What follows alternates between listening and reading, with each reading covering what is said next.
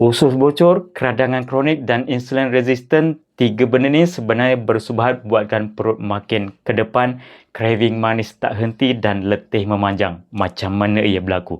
Bayangkan usus kita ni macam pagar security.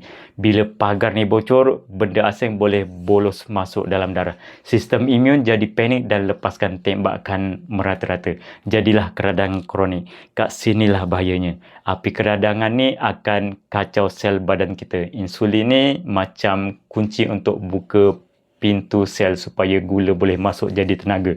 Tapi bila tengah radang, lubang kunci tu dah rosak. Kunci tak boleh masuk. Inilah insulin resistant atau rintangan insulin.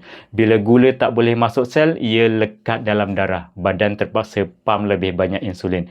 Kesannya, berat badan susah turun dan mula sangkut pelbagai penyakit. Paling teruk, rintangan insulin ni akan bakar lagi api keradangan.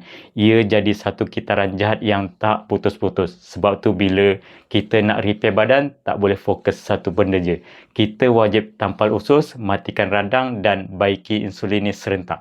Belik semua video yang saya sebelum ni pernah sebut pasal insulin resistant, keradangan dan usus bocor. Fahami macam mana badan kita berfungsi, bertindak betulkan apa yang salah selama ni.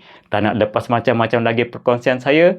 Untuk perkasakan kesihatan, follow dan share video-video yang saya kongsikan.